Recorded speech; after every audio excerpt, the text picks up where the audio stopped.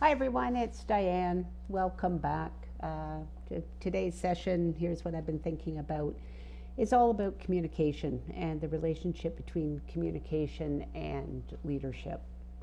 I don't think there's a stronger correlation to anything when it comes to leadership than the importance of having strong communication skills as you continue to develop and grow in a leadership role. And it's something that even the most experienced leaders continue to try to work on, is figuring out how it is that we can transmit our messages or how we can get messages across and be really good, strong communicators. I want to talk a little bit about two other C words when it comes to communication. The first is clarity, and the second is confusion. So when a leader is a good, strong communicator, what happens is there is clarity. There's clarity on the part of the leader, and there's clarity in terms of the message, and there's clarity for those folks who are on the receiving end of the message. When a leader doesn't focus on building their communication skills, what that often leads to is confusion. And confusion serves nobody well. Confusion is that half of the people think we're doing something, the other half think we're doing something else, and if there were a third half, they wouldn't have a clue what it was that we were doing. And so the importance of clarity of message and clarity in communication is, again, one of the secret ingredients, I think, to being a good, strong communicator as a leader. So when you think about communication and leadership, one of the things to think about is that communication in itself is fairly simple. When you think about it, there are three parts to every communication. There's a sender, there's a message, and there's a recipient. So the sender is the person who is trying to convey or get a message across. Perhaps it's asking a question, perhaps it's figuring out how it is to get to a place of agreement with somebody. But the sender is the person who initiates that particular message. The message is what it is that's trying to be communicated. So that could be a strategy, it could be a process, it could be a system, it could be information about a child or a teen or a family that's being served. It could be a message about who's filling what shift today. It could be messages about whatever it is. Sender, message. The third person in the not the third person, but the third aspect of communication is the recipient. And the recipient is whoever the intended message is going to. So sender, message, recipient. It doesn't matter what form of communication that you use, there always are those three aspects to communication. I'll repeat them one more time, just to be clear, not to be confusing. Sender,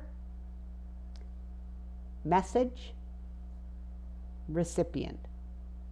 Again, if we can get these things straight, it helps us so much in our leadership journey.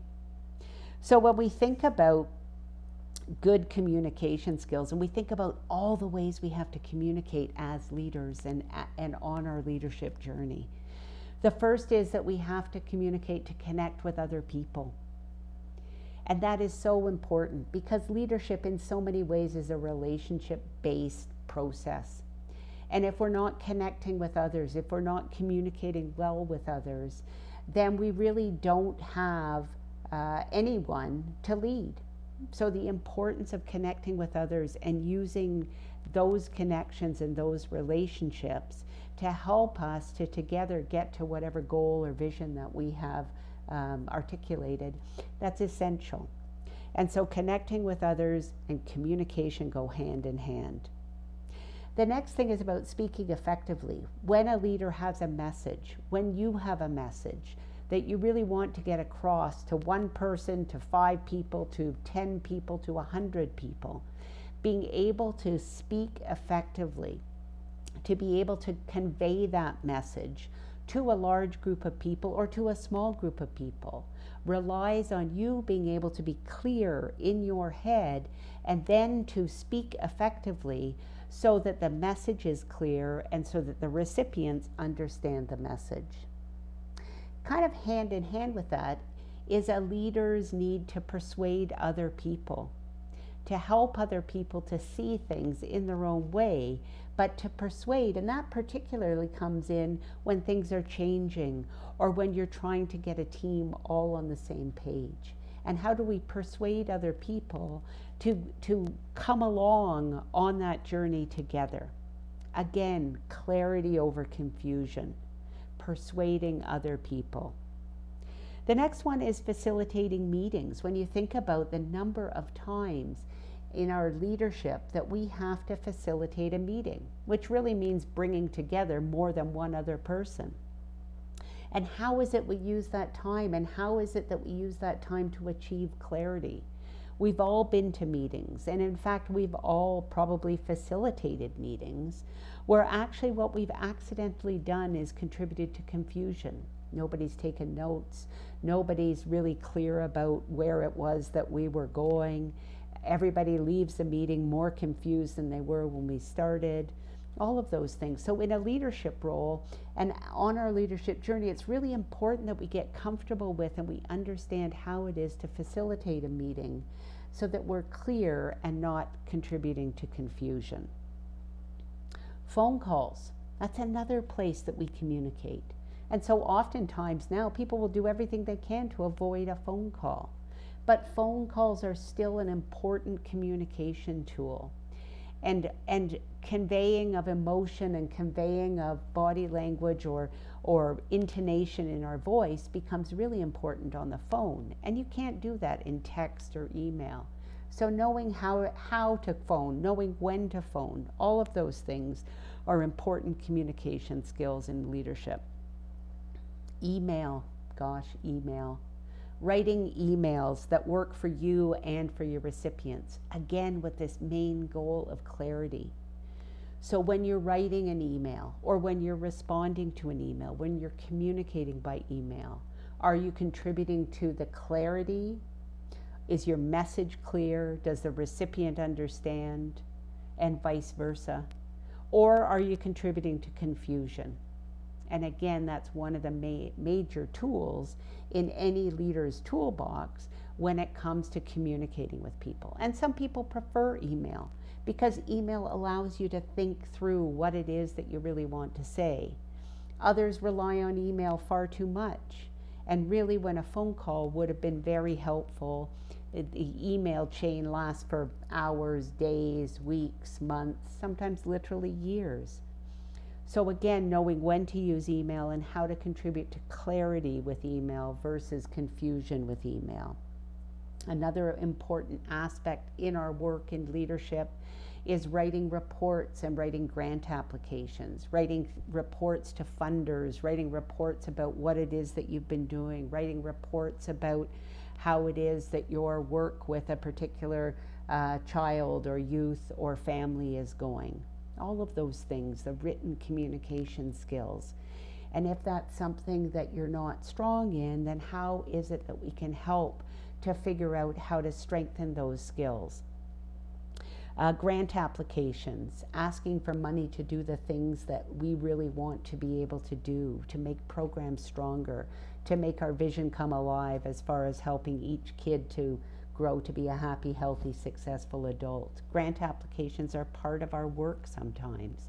And sometimes we avoid that because we don't feel we have the skills to do that work. But again, it's an important piece of leadership work. And done correctly can contribute to clarity of purpose and clarity on the behalf of the recipient of the written message. And last but not least, social media, which in some ways has become part of our world. And whether you're developing a calendar for a program that you're offering, or whether you're being asked to write a profile story about some success story you've had, or do virtual programming, or whatever it might be, learning how to use and convey messaging through social media, when again, the context of live reaction has been lost in many ways, or maybe it hasn't actually. If you look at the comments section, sometimes there's all sorts of live reaction, but keeping that intention of clarity over confusion becomes really, really important.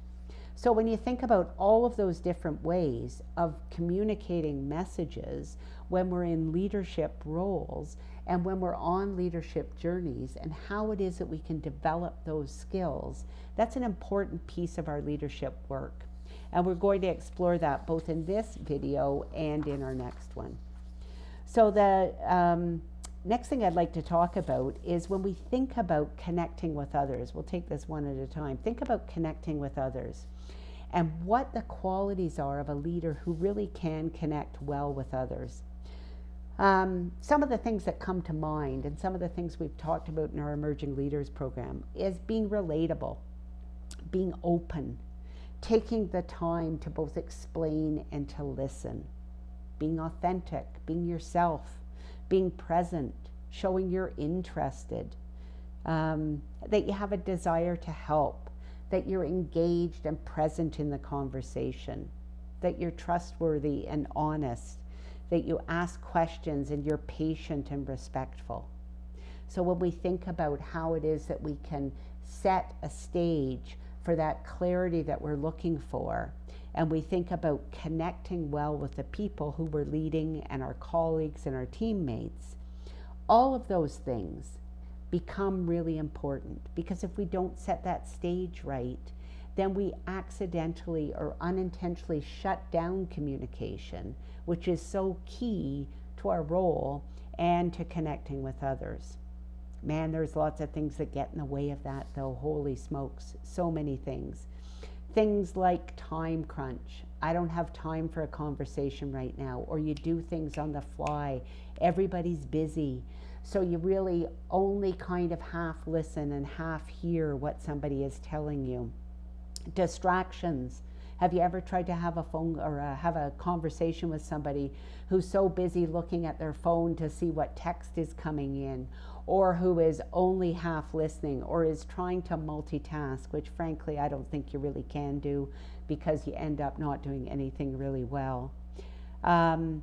Those things really get in the way of connection and of clarity and of good communication with others.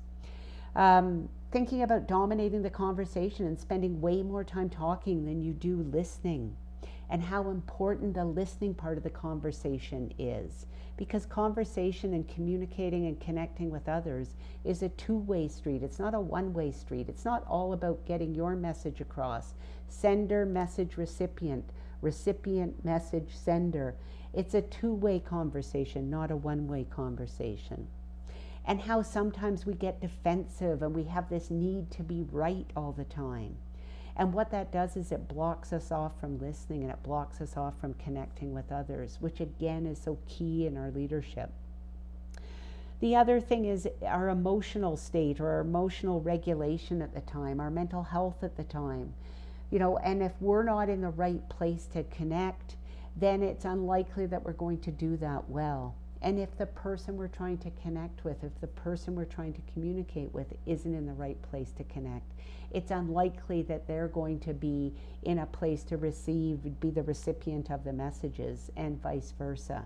So paying attention to that, our emotional intelligence, our emotional regulation, taking time and saying, you know what, it's not the right time to have that connection now. We'll do it when I am in a better place, or when you're in a better place to have this conversation.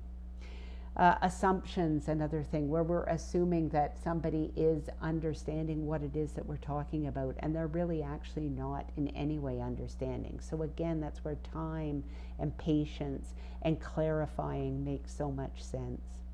And of course, this is all worse due to the fact that many of us right now are wearing masks, and we're trying to communicate through masks, or we're trying to communicate electronically or virtually, and we're not having as much face-to-face interaction. And when we're leaders trying to connect with others, we have to double down on our efforts to do that, because right now it's a particularly challenging time.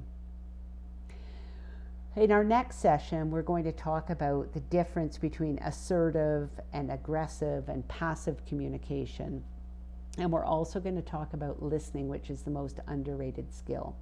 But I'm going to leave it here for now. I hope I've given you some things to think about. Think about where it is that you really are contributing to clarity and where it is that you think that your communication may be confusing. And we'll talk more about how it is that we can sort that out over time. So thanks everybody for listening today. Again, can't overemphasize. Hope I've been clear and not confusing. Thanks again for coming, and we'll see you all next time.